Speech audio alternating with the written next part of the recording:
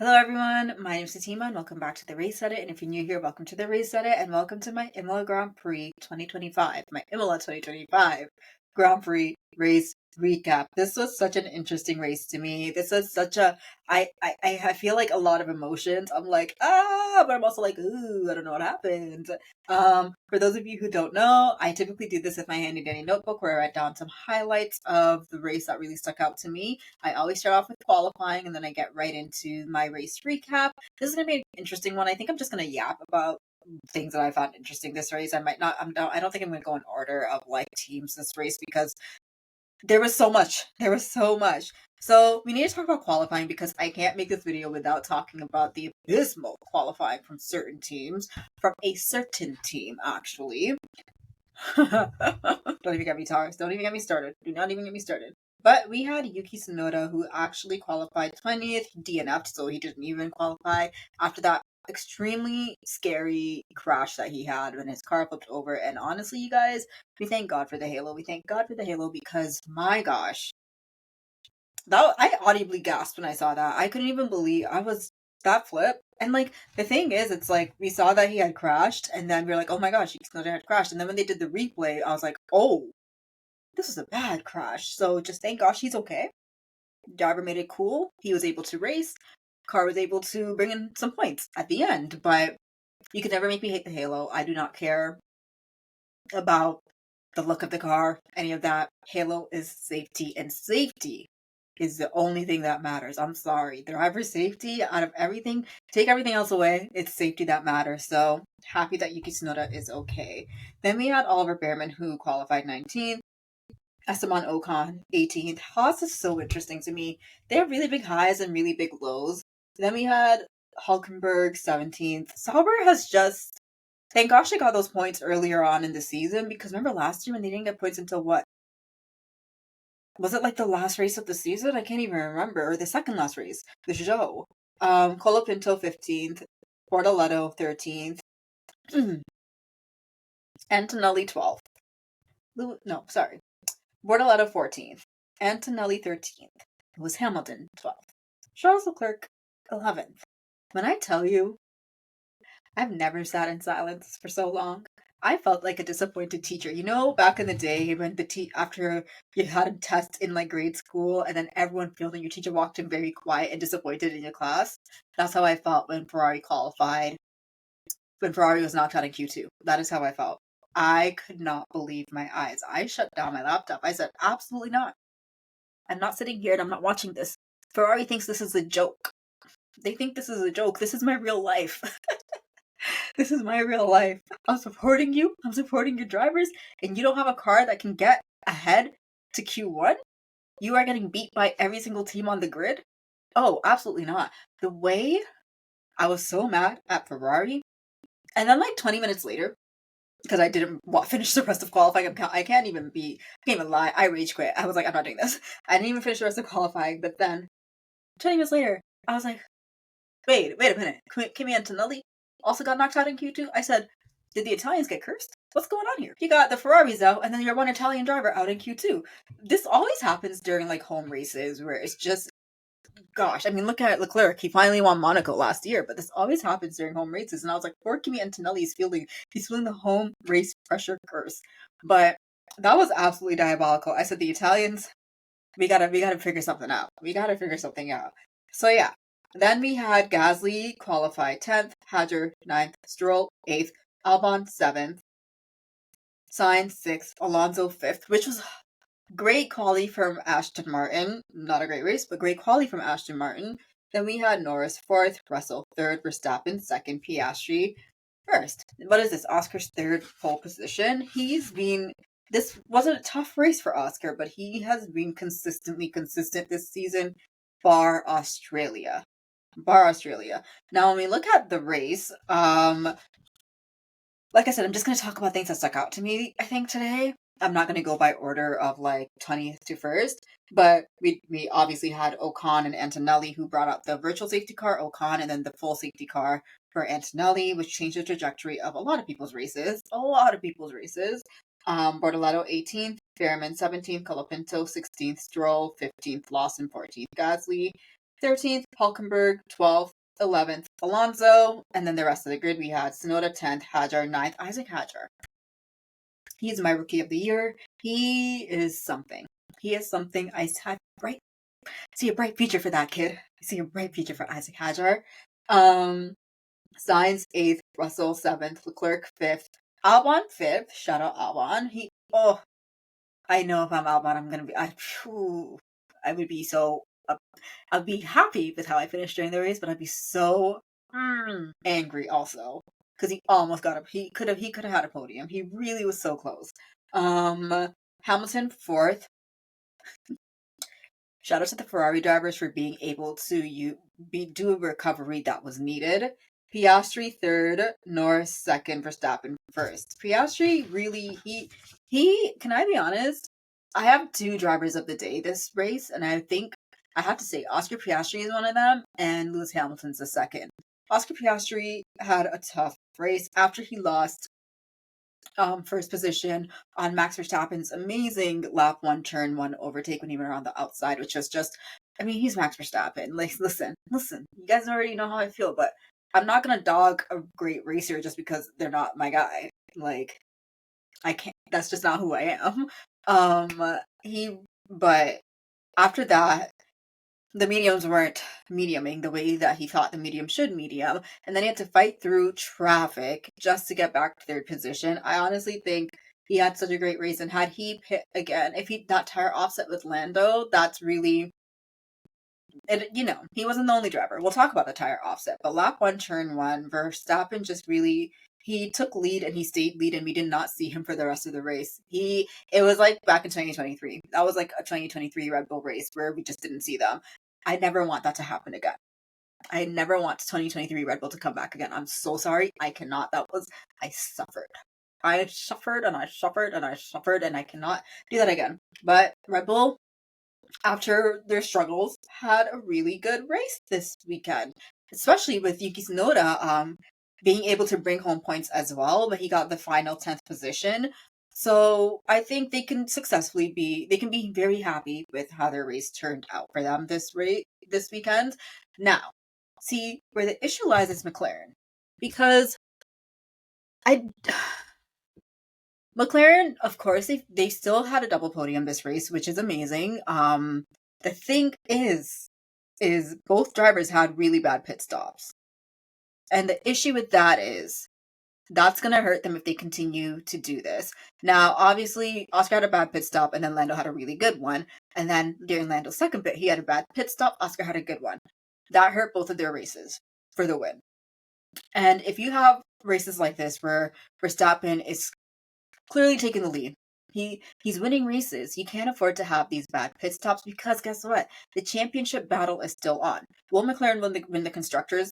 Yeah, there's no doubt in my mind that they're going to win the constructors. If they don't, that means they drop the ball completely. But the WDC battle is still on. We are only, 6 races in? I don't even know.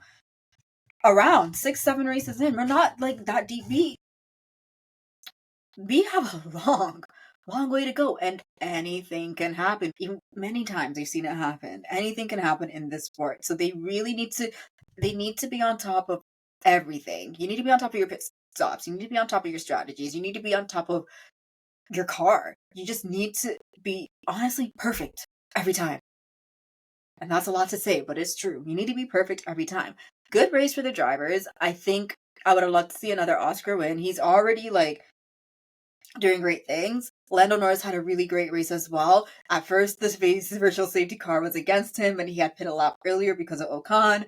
And then the safety car was for him, and Kimi Antonelli had the safety car come in for him. So it was like a whack, whack, whack, whack for Lando Norris. But he really, solid second finish. He was not going to catch up to Verstappen. It just wasn't going to happen. I think Verstappen finished with 6 seconds ahead. I could be wrong, but I think he finished with 6 seconds ahead of the McLarens.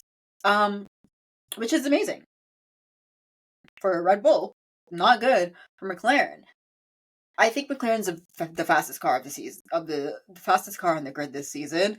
I do think there's going to be lots of races, a few races though, where there's clearly going to be faster teams, as we saw today, and with teams bringing in upgrades continuously now, and with teams kind of figuring out what it is that they need to fix with their car to be able to maximize it, it's going to be very interesting. Now, I want to talk about lap 3, that overtake that Leclerc had on Gasly. That was so funny to me. Why? Because you don't get to see Leclerc and Gasly go wheel to wheel on track that often. They're just two different teams, two different cars. They typically have two different races going on. So it's always interesting to me. So when I see these teams go wheel to wheel, these drivers go wheel to wheel with their friends who they never really go wheel to wheel with, because I'm just like, how does that change things? You know, obviously they're not direct competitors right now, but what's funny about that is, I think because the Ferrari pace has been so just this season, we've seen Williams ahead of Ferrari in qualifying for like the past 4 races. Their race pace is still really good. It could be stronger, but it's still really good. But because Ferrari's been pretty mediocre this season, a lot of teams and drivers are like, well, I have a dog in this fight as well. I can potentially beat the Ferrari. And that is kind of, I think, what Pierre did today. He was like, well, the Ferrari's not the strongest car in the grid, so why not put my foot down and go for it? And he did, and he ended up in the gravel, and Leclerc sailed away. And that's the thing, Ferrari. If you don't have your pace right, these midfield teams are going to think that they can keep fighting you, which is exactly what we saw last race in Miami as well, too. I can't say Williams right now is a midfield team, because they're one of the top contenders this season. So I'm not going to say that which I love for Williams, truly. I hate it, though, because I'll get into why I hate it. I'm still talking about Ferrari right now for a minute, that Leclerc on Gasly, but it's going to keep happening. I do think they've had a much stronger race pace today versus previous season and previous races. I really don't want to say too much because I really don't want to jinx it, but I was really happy with the recovery drive from their drivers specifically today, because their drivers really put their foot down and they went to work today, for real. Just insane. But when I talk about Williams and I talk about Ferrari, it's very interesting to me because I do think Williams is a strong car. I do think Ferrari could still have the edge over them. I do. And you know me, I've been rooting for Williams. I love a good underdog story, and they're the team that I'm just like, I need you guys. I need Alex Albon to get on a podium. Like, I've been rooting for Williams. Now my issue is it's the media. It's nothing to do with the team. It's the media and their direct head to head with Lewis Hamilton and Carlos Sainz for qualifying.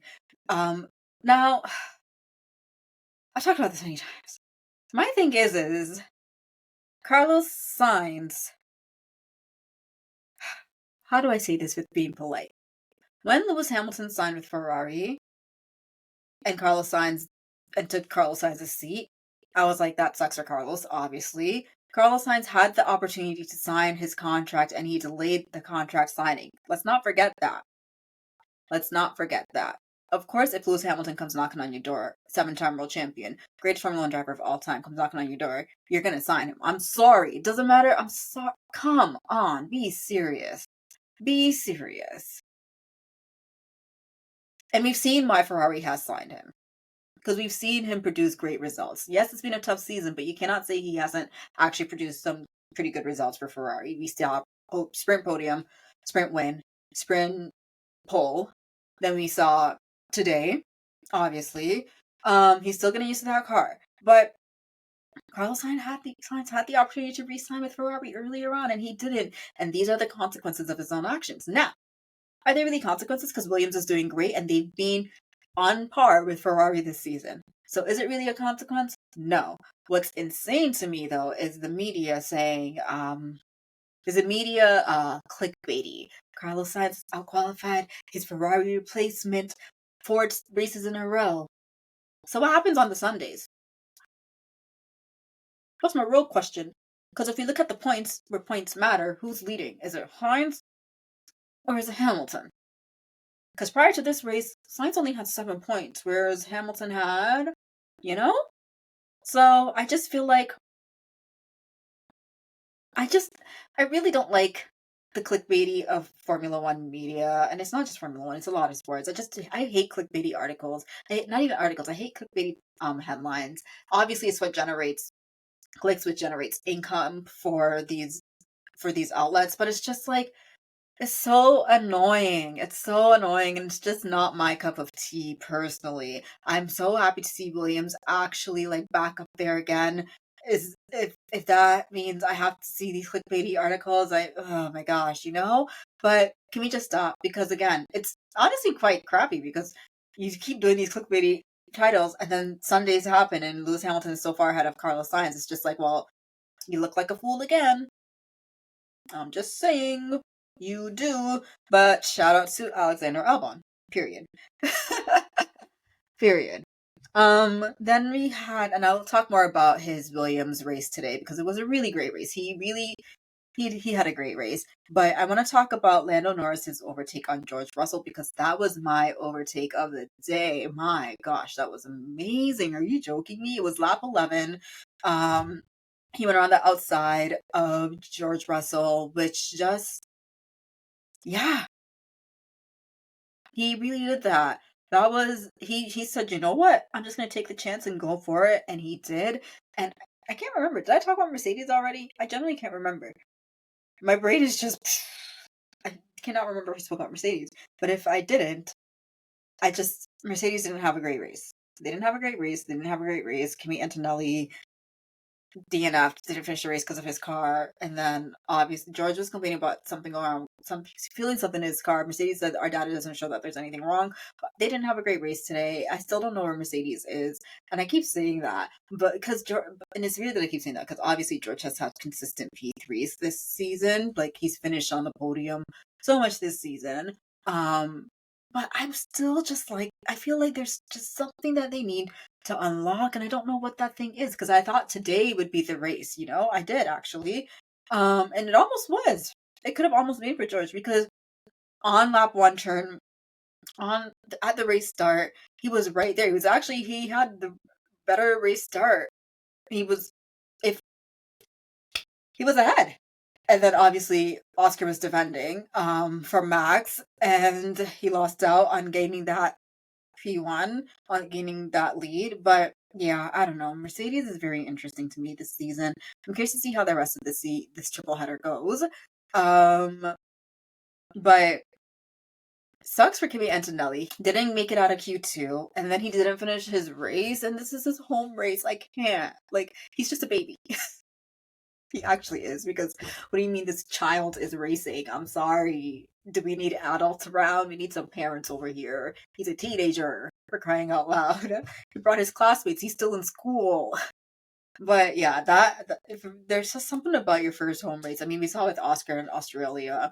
We saw it today with Kimi Antonelli. Like it's just something about the home race that I think it's the pressure. But like, come on, like I feel like the most mysterious things happen during driver's home race because like, why is your car breaking down on lap 26? Come on. Even Oscar with Australia in that freaks brainstorm. Like, come on. I would be so hurt.